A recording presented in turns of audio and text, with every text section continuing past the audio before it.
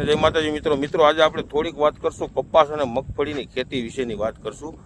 તો મિત્રો ખાસ વિડીયો ધ્યાનથી સાંભળજો અને આખો વિડીયો જોયો, જેથી કરી મિત્રો તમને ક્યાંક ને ક્યાંક સારો એવો ફાયદો થાય. 100% હું તમને જવાબદારી સાથે કહું છું.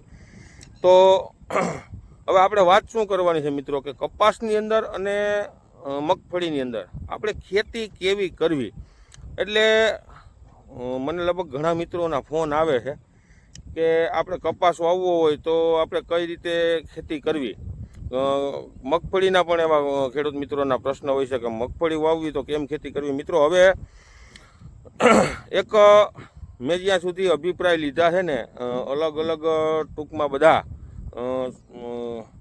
માહિતી આપતા હોય છે કે ભાઈ મગફળી વાવવા માટે તમે આવી ખેતી કરો, હવા સાહ નાખો, આવું આ બિયારણનું વાવેતર કરો. આ વાવેતર કરશો તો મગફળીનું ઉત્પાદન વીઘે તમને 40 મણ 35 મણ થાય. કપાસનું તમે આવું ઉત્પાદન લેહો કે ભાઈ આવી રીતે વાવેતર કરશો, આવી રીતે સાહ નાખો, આવી રીતે ખેતી કરો, એટલી તમે દાંતી આંકો, એટલી રાપ આંકો, આ રીતે તમે ખેતી કરો ટૂંકમાં એમ કે તો કપાસનું આવું બિયાણ વાવો ને એટલું ઉત્પાદન લ્યો મિત્રો. તો મને એક આવી રીતે અલગ અલગ બધે હું સાંભળતો હોઉં ને એટલે મને એક ટૂંકમાં એક ખરેખર તો આમ તો દુઃખ થાય ને એવી એક વેદના છે કે ખેડૂતોએ ખરેખર જો આપણે મિત્રો ખેતી કરીએ ને તો આપણે ખરેખર ખેતીની અંદર આપણી જમીન જે છે ને, આપણી જમીનની અંદર આપણે ખબર હોવી જોઈએ કે આપણે ખેતી કેવી કરવી. કોકની સલાહ ઉપર તમે હાલોમાં મિત્રો, હજી હું તમને કહું છું, કાયમી માટે કહેતો આવું છું. જો મિત્રો આપણે હજી આપણી જૂની જે ચેનલ છે જીતેશ કે હાઈર, એમાં કારણોસર અત્યારે વિડીયો નથી આવતા. આપણી ચેનલની અંદર પ્રોબ્લેમની હિસાબે અત્યારે આ નવી ચેનલ આપણે જે બનાવી છે, તો આમાં નવા મિત્રો હોય તો ચેનલને સબસ્ક્રાઈબ કરવાનું મિત્રો ભૂલતા નહીં. સારો વિડીયો લાગે તો આગળ ગ્રુપમાં શેર કરજો, વિડીયોને લાઇક કરજો મિત્રો. હવે જો હું અત્યારે મગફળીનું વાવેતર મારે કરવું છે. મેં એક વખત તો ખેતી કરી લીધી હતી, પણ જે વરસાદ માવઠાનો વરસાદ થયો એને હિસાબે પાછી ફરીથી ખેતી કરું છું. અને સનેડે હું અહીંયા ખેતી કરું છું મિત્રો. મેં બધી આની પહેલાં પણ સનેડે ખેતી કરી હતી ને અત્યારે સનેડે. જો અત્યારે મેં પહેલાં દાંતી હાંકી નાખી હતી અને હવે હું અત્યારે રાહ પાકું છું. એક વખત આડી રાહ પાકી અને હવે અત્યારે હું ઊભી લાંબો સાહ છે ને રાહ પાકું. બસ આ રાહ પાકીને અને સીધા આમાં હું કાલે સાહ નાખવાનો છું. અને કેવી ખેતી, કેટલી ખેતી કરવી મારી જમીનની અંદર જો હું તમને દેખાડું મિત્રો, તો તમે જુઓ આ કેટલી ઊંડાઈ છે એની. 3 આંગર પૂરી નથી, બરાબર, 2.5 આંગર જેટલી ખેતી છે. હવે આની અંદર પાટલીના સાહ નાખી અને સીધું પછી વાવેતર કરવામાં આવશે. હવે મિત્રો જો આમ મારી જમીનની વાત કરું કે જો હું જુનાગઢ જિલ્લાની અંદર વંથલી તાલુકાનું મારું લુસાડા ગામ અને જીતેશભાઈ મારું નામ છે. તો મિત્રો હવે આની અંદર હું અત્યારે મોટી દાંતી મેં ઇનકેસને મારેલી હોય અને વધારે પૂરતા ટ્રેક્ટરની, ટૂંકમાં આપણે મોટા ટ્રેક્ટરની દાંતી કે પૈસિયા અને વધારે પૂરતા પાહ કરી દીધી હોય, ધારો કે 6 થી 7 આંગર જેટલી પાહ થઈ ગઈ હોય કે 5 આંગરથી વધારે, અને પછી એમાં રાહ પાકી અને પછી સાહ નાખવું એટલે ઊંડા સાહ પડતા હોય છે.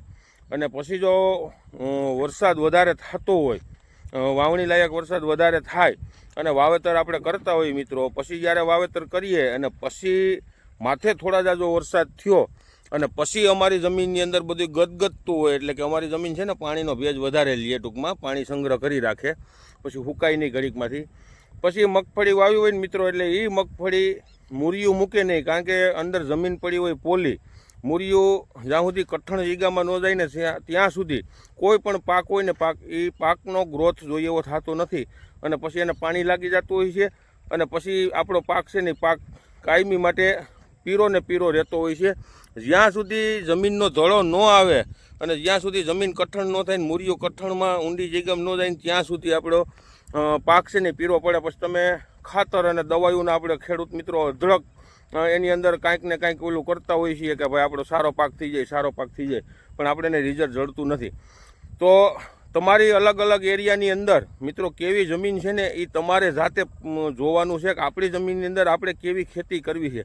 ઘણીને થોડીક ઊંડી ખેડ પણ કરવી પડતી હોય છે, ઘણીને વધારે ઊંડી ખેડ કરે તો નુકસાની થતી હોય છે. એટલે હું તમને અહીંયા બેઠો સલાહ આપી દઉં કે ભાઈ તમે ટ્રેક્ટરની 5 આંગર દાંતી હાંકી નાખો કે 100 આંગર દાંતી હાંકી નાખો ને એટલી ઊંધી ખેડ કરી નાખો. હવે એમાં 20% ખેડૂને નુકસાની થતી હોય છે ને 30% ખેડૂને ફાયદો થતો હોય છે. એટલે 5 ને ફાયદો થતો હોય 3 ને નુકસાની થતી હોય. કેમ કે બધાની જમીન હરખી નથી હોતી. અલગ અલગ એરિયામાં અલગ અલગ, કોઈને કાળી માટી ગોરાળું જમીન હોય છે, કોઈને રાતી માટીની જમીન હોય છે, કોઈને ટાસવાળી, કોઈને પથ્થરવાળી, એવી અલગ અલગ આપણા આખા ગુજરાતની અંદર જમીનો પથરાયેલી હોય છે મિત્રો. એટલે ખાસ નક્કી તમારે કરવાનું. વર્ષોથી તમે ખેતી કરતા હોવ, તમને ખબર ન હોય તો તમારા બાપ દાદાને પૂછો કે ભાઈ આપણે ખેતી આમાં કેવી કરવી જોઈએ, પછી બિયારણની પસંદગી મિત્રો કેવી કરવી જોઈએ, એ આપણી માથે આધાર છે. એનો વિડીયો હું તમને કાલે કે પ્રમદી મૂકીશ. હું અત્યારે એક ખેતી માટેનો જ વિડીયો મૂકું છું, નકર આપણો વિડીયો લાંબો થઈ જાય થોડો. પછી કપાસની અંદર મિત્રો, કપાસની અંદર છે ને આ જ રીતે ખેતી કરવાની હોય છે. વધારે પાહની કપાસને પણ જરૂર હોતી નથી. કેમ કે મારું એટલું જ કહેવાનું છે, મને જ્યાં સુધી અનુભવ છે, હું ખેતી કરું છું અને મારો જે અનુભવ છે ને એ અનુભવની વાત કરું. હું ખુરશીએ બેઠો બેઠો તમને સલાહ નથી આપતો મિત્રો, એટલું ખાસ ધ્યાન રાખજો કે જે કપાસની, આમ તો ગમે કોઈ પણ પાક હોય, કપાસ હોય, સોયાબીન હોય, મગફળી હોય, કોઈ પણ પાક હોય મિત્રો, કોઈ પણ પાકની અંદર જો તમારું આપણે વાવેતર કરીએ અને વાવેતર કરીએ અને 4-5 દિવસ થાય અને જેટલું ટૂંકમાં આપણે 5-6 દિવસે ઉગાવો જે આવ્યો હોય અને પાંદડું જે બાયણે નીકળતું હોય ને એનાથી ડબલ શક્તિ જે મૂરિયાની અંદર કે એનો ગ્રોથ મૂરિયાની અંદર થતો હોય છે. એટલે મૂરિયું છે ને એ ખરેખર કઠણ જગ્યામાં શરૂઆતમાં જવું જોઈએ. જેટલું કઠણ જગ્યામાં મૂરિયું જાહે ને એટલું જ ઉપર ટૂંકમાં જે પાંદડું છે ને ઉપર જે આપણો છોડવો છે ને એટલો જ સારી રીતે વિકસિત અને સારો એવો ગ્રોથ અને એકદમ નરવાઈથી મિત્રો નીકળશે. આ એટલી મને ફાઇનલ ખબર છે. તમારો અનુભવ કરવો હોય તો કરી લો મિત્રો. એટલે આવું ખાસ ધ્યાન રાખજો. કોઈ જે કહેતા હોય ને એ પ્રમાણે નહીં, આપણે આપણી ખેતી કેમ કરવી ને એ આપણે સ્વનિર્ભર બનો.